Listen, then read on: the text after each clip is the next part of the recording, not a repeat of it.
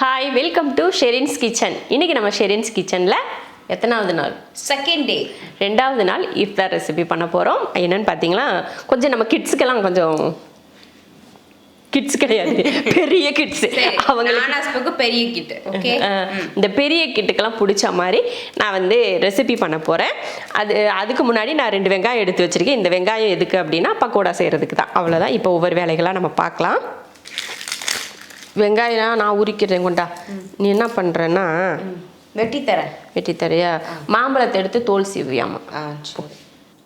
என்னோட குட்டி கான்ட்ரிபியூஷனில் சரி நம்மளும் ஒரு மாம்பழம் வெட்டி கொடுக்கலாம் அப்படின்னு சொல்லிட்டு மாம்பழம் வந்து வெட்ட இல்லை, லைட்டாக எங்கள் அம்மா பீல் மட்டும் பண்ணி வேணும், வேறு ஒன்றும் கிளிக்க வேணாம் சொல்லிட்டாங்க. இதை மட்டும் லைட்டாக தோல் மட்டும் உரிச்சு வச்சிருக்கலாம். வேறம்மா ஒரு தட்டு வச்சிருக்கலாம்ல. இப்போ எனக்கு கட்டிங் போட்டு தான் இன்னொன்று இருக்குது பாரு. நல்லா எங்கள் மம்மி பார்த்தீங்களா எப்படி போட்டு உருட்டிட்டு இருக்காங்கன்னு. என்னம்மா உருட்டுற? நேத்தே என்ன ஜூஸ் போடலாம் குட்டி மயிலே? இதுல நீங்க அம்மாட்ட எது வேணும்னு கேட்டு சொன்னீங்கன்னா அம்மா அந்த ஜூஸ் போடுவேன் இன்னைக்கு. என்னம்மா சரியாடா? என் பிள்ளைக்கு எது பிடிக்குதோ அதே தான் நான் போட போறேன் இன்னைக்கு. அசே, நான் சாசா பாப்பாக்கு என்ன பிடிக்குதோ அதான் செய்வேன். சரிங்கடா, போங்கடா. போடுறதுக்கு தானே. கலர் நல்லா இருக்கு. அதான் எனக்கு மூக்குல மனமே தெரிய மாட்டேங்குது. எனக்கு மனமே தெரியுதுல. இப்ப கொஞ்ச நாளாவே எனக்கு எந்த ஸ்மெல்லுமே தெரியுது. வந்து கொரோனா லைஃப் டைமா செட்டில் ஆயிட்டாங்க. என்னைய குடிச்சு கொண்டு ஜெயில போட்டுறப்ப நீ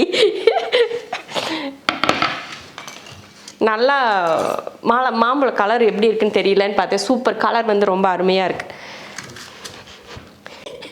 என்னடா எனக்கு வந்து சொன்ன வெட்ட மாட்டேங்குது. எத்தனை கத்தி இருக்குது, ஆனால் ஒரு கத்தி ஒழுக்கமாக வெட்ட மாட்டேங்குது. என்ன தான் பண்ணுறது? நான் வந்து பக்கோடாவுக்கு அப்படி மெலிசாக வெங்காயம் வெட்டணும்னு ட்ரை பண்ணேன். ஆனால் பெருசாகிடுச்சு. அதனால் ஒன்றும் பிரச்சனை இல்லை, பரவாயில்ல, இப்படியாவது வெட்டுவோம் அப்படின்னு வெட்டுறேன். எதுக்கு சும்மா 2 ஒருத்திக்கு எதுக்கடி 2 மாம்பழம்?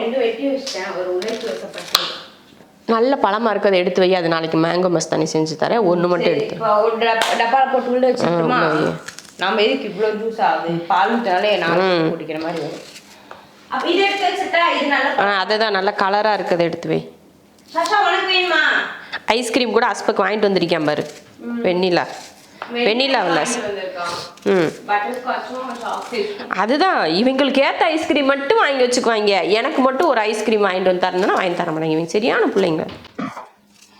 ஒரே வெங்காயம் போதும். இந்த வெங்காயம் வேணாம், எடுத்து வச்சிடலாம்.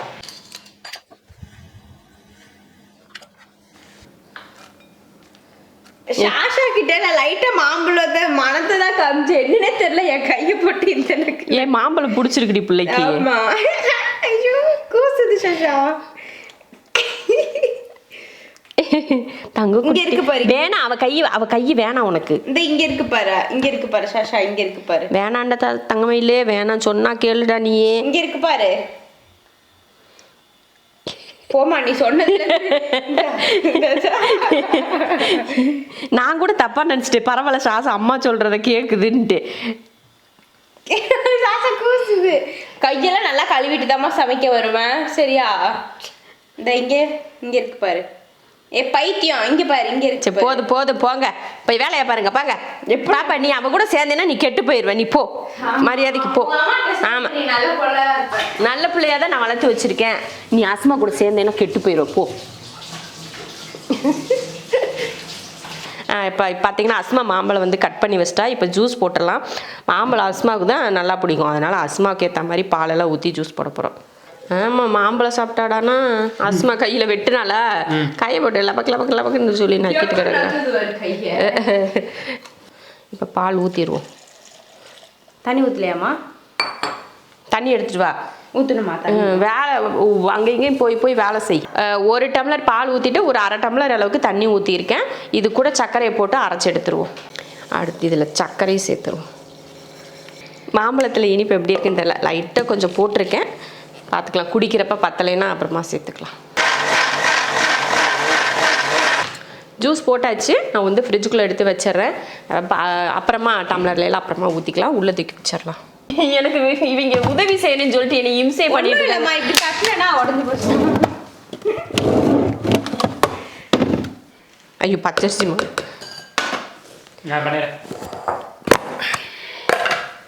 நல்லா இப்படி பண்ணு.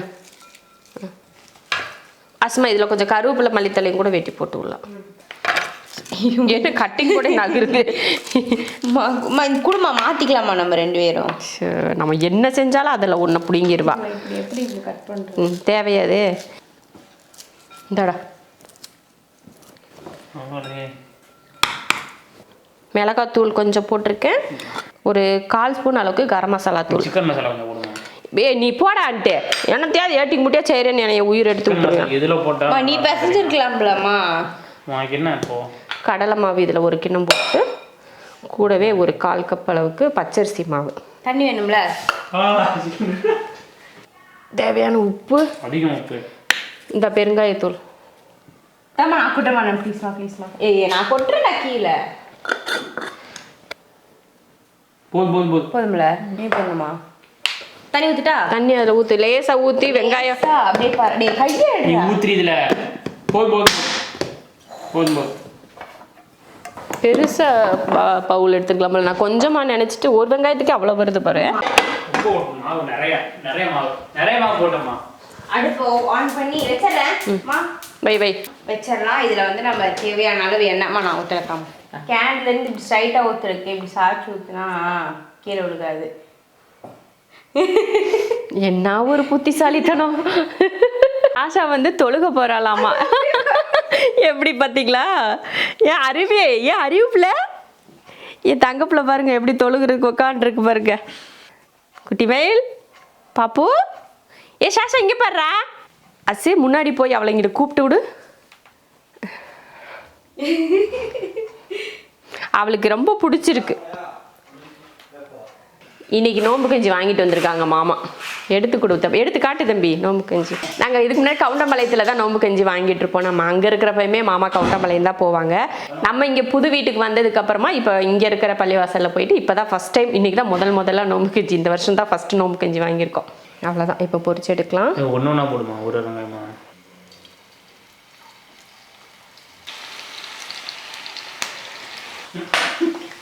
அவ்வளோதான். நல்ல முறுமுறுன்னு வேக வச்சாச்சு. எடுத்துடலாம்.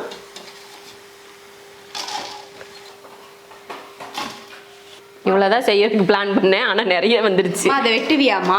நான் வெட்டி தரேன். அதை போய் வெட்டு போ. இப்போ ஸ்ட்ராபெரி வந்து 2 பாக்கெட் ஸ்ட்ராபெரி வாங்கியிருக்கோம். இப்போ இதை கட் பண்ணி எடுத்துக்கலாம். ஃபஸ்ட்டு கட் பண்ணி எடுத்துட்டு அதுக்கப்புறமா நம்ம மற்ற வேலைகளை பார்க்கலாம். முதல்ல கட் பண்ணோம். அஸ்மா இங்கே பாரு, இந்த மேலே இருக்குல்ல இந்த காம்பு இருக்குல்ல, அந்த இடத்துல லேசாக வெட்டி போட்டுட்டு வெட்டு. என்ன சரியா? 2 வெட்டு. இப்படி வெட்டினா போதும்ல? அப்படி வெட்டு. ஓகே. வெட்டிட்டியா? Very good. கரெக்டாக வெட்டிட்டேன். ஸ்டார் போட்டு போடு. Star 10க்கு 5 mark. ஸ்ட்ராபெரி வந்து வெட்டியாச்சு. இப்போ வந்து நம்ம சாக்லேட் வந்து மெல்ட் பண்ணணும். நான் வந்து டைரி மில்க் சாக்லேட் பார்த்தீங்கன்னா ஒரு 200 கிராம் 2 சாக்லேட் எடுத்து இது போல சின்னதாக உடச்சிருக்கேன். அதை வந்து ஒரு பாத்திரத்தில் தண்ணி வச்சு கொதிக்க வச்சுட்டு மேலே ஒரு பாத்திரம் வச்சு அதில் சாக்லேட் போட்டுடலாம். நல்லா ஹீட் ஆக நல்லா மெல்ட் ஆகும். இந்த மாதிரி மெல்ட் ஆக விட்டுறலாம். கொஞ்சம் கரையட்டும். அதுக்கப்புறமா இது கூட எண்ணெய் ஊற்றிக்கலாம். பாருங்கள், சாக்லேட் ஃபுல்லாக மெல்ட் ஆயிருச்சு. இப்போ இதில் நான் ஒரு 2 ஸ்பூன் அளவுக்கு ரீஃபைண்ட் ஆயில் ஊற்றுறேன். ஊற்றிட்டு ஏன்னா அப்போ தான் அது வந்து இன்னும் கொஞ்சம் லிக்விட் ஆகும். அதுக்காக தான் எண்ணெய் ஊற்றுறோம். இந்த மாதிரி நம்ம எடுத்து இப்படி ஊற்றுற மாதிரி இருக்கணும். இந்த அளவுக்கு. அவ்வளோதான். இப்போ ரெடி ஆயிடுச்சு. இப்போ நம்ம வந்து செட் பண்ணிக்கலாம். கொஞ்சம் கட் பண்ணி வச்சுருக்கிற ஸ்ட்ராபெரி எடுத்து இதில் போட்டுக்கலாம். உங்களுக்கு எந்த சைஸ் வேணும்னு பார்த்துட்டு நீங்கள் ஸ்ட்ராபெரி உள்ளே போட்டுக்கோங்க. நல்லா ஃபுல்லாக போட்டுக்கணும்.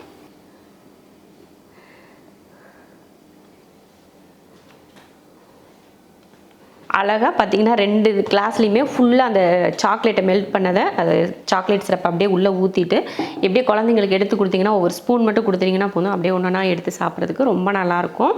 சூப்பராக வந்து சாக்லேட் ஸ்ட்ராபெரி ரெடி ஆயிடுச்சு. இந்த சாக்லேட் வந்து மெல்ட் பண்ணுறப்போ நான் கொஞ்சம் ஆயில் வந்து கொஞ்சம் எக்ஸ்ட்ரா ஆயிடுச்சு. அதனால் இன்னும் கொஞ்சம் லிக்விட் அதிகமான மாதிரி ஆயிடுச்சு. நீங்கள் வந்து நான் 2 ஸ்பூன் ஊற்றினேன். நீங்கள் அதில் 1 ஸ்பூன் ஊற்றிக்கிட்டிங்கனாக்களே போதும். அந்தளவுக்கு கரெக்டாக இருக்கும்னு நினைக்கிறேன். அப்புறமா அது அந்த சாக்லேட்டை வந்து மெல்ட் பண்ணி அந்த சூடாக அதுக்கு மேலே ஊற்றி அப்படியே ஒவ்வொரு ஸ்பூனும் எடுத்து சாப்பிட்றப்போ வேறு லெவல் டேஸ்ட் இருக்கும். குழந்தைங்களுக்கு கண்டிப்பாக நீங்கள் செஞ்சு கொடுங்க. நல்லா சாப்பிடுவாங்க. அதுதான் இன்றைக்கி ஸ்பெஷல் நம்ம கிச்சனில். இதெல்லாம் மற்றபடி எப்பயும் செய்கிறது தான். அது கொஞ்சம் நல்லா குழந்தைங்களுக்கு ரொம்ப பிடிக்குமே அப்படின்னு சொல்லிட்டு அதை செஞ்சு காட்டியிருக்கேன். நீங்களும் குழந்தைங்களுக்கு செஞ்சு கொடுங்க. சாக்லேட் ஸ்ட்ராபெரி ரெடி ஆயிடுச்சு. அப்புறம் ஜூஸும் பார்த்திங்கன்னா நல்லா ஜில்லுன்னு ஆயிடுச்சு. இப்போ நம்ம டைமும் ஆயிடுச்சு. அதனால் எல்லாத்தையும் எடுத்து வைக்கலாம். அது ரெண்டும் அஸ்பக்குக்கும் அஸ்மாவுக்கும், இது எனக்கும் மாமாவுக்கும். அஸ்மாவுக்குலாம் கொடுக்க மாட்டேன். சரி, நான் பிடுங்கிடுவேன். இன்றைக்கி இஃப்தார் ரெசிபிலாம் செஞ்சு முடிச்சாச்சு. அது என்னெல்லாம் பார்க்கலாமா? நோம்பு கஞ்சி, கொஞ்சம் வெங்காய பக்கோடா செஞ்சுட்டேன். அப்புறம் எப்பவும் போல் பேரிச்சம்பளம் வந்து எப்பயும் முக்கியமாக இருக்கும். அப்புறம் மாம்பழ ஜூஸ் கேட்டிருந்துச்சு அஸ்மா. அப்புறம் அஸ்பக்கு வந்து இந்த மாதிரி ஸ்ட்ராபெரி சாக்லேட் கேட்டிருந்ததுனால இது 2 கிளாஸும் இது 2 கிளாஸ் எடுத்திருக்கேன். அப்புறமா தண்ணி. இதுதான் இன்றைக்கி நம்ம வீட்டில் இஃப்தார் ரெசிபி.